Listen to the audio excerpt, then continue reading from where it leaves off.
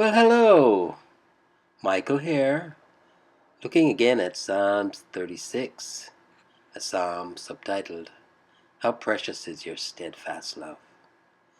And we're focusing on verse 3 and 4 for the exposition. Let's go ahead and read those two verses then. Verse 3. The words of his mouth are iniquity and deceit. He hath left off to be wise and to do good. He deviseth mischief upon his bed. He setteth himself in a way that is not good. He abhorreth not evil. Let's then go to the treasure of David for the exposition. Verse 3. The words of his mouth are iniquity and deceit. This pair of hell dogs generally hunt together, and what one does not catch the other will.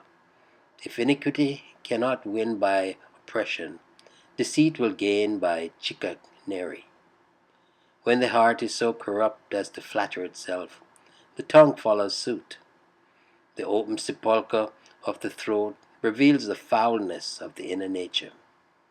God-fearing men make a conscience of their words, and if they sin through infirmity, they do not invent excuses or go about to boast of their wickedness. But because wicked men think little of evil and artful speeches, we may be clear that God rules not in their souls.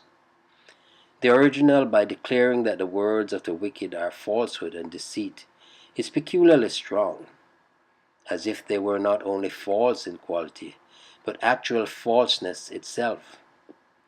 He hath left off to be wise and to do good.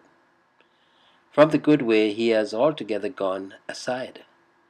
Men who fear God proceed from strength to strength in the right path, but godless men soon forsake what little good they once knew. How could men apostatize if they had respect unto the supreme judge? Is it not because they grow more and more forgetful of God, that in due season they relinquish even that hypocritical reverence of him which in former days they maintained in order to flatter their souls? Verse 4. He deviseth mischief upon his bed. His place of rest becomes the place for plotting. His bed is a hotbed for poisonous weeds. God-fearing men meditate upon God and his service. But when men turn all their thoughts and inventive faculties towards evil, their godlessness is proved to a demonstration. He hath the devil for his bedfellow, who lies abed and schemes how to sin. God is far from him. He setteth himself in a way that is not good.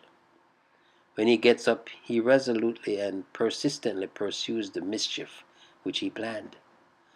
The worst of ways he prefers for his walking, for he has taught his heart to love filthiness, having accustomed himself to reveal it in imagination. He abhorreth not evil. So far from having a contempt and abhorrence for evil, he even rejoices in it and patronizes it. He never hates a wrong thing because it is wrong, but he meditates on it, defends it, and practices it. What a portrait of a graceless man whose few verses afford us. His jauntiness of conscience, his licentiousness of speech, his intenseness upon wrongdoing, his deliberate and continued preference of iniquity, and withal his atheistic heart, are all photographed to the life. Lord, save us from being such. Yes, indeed.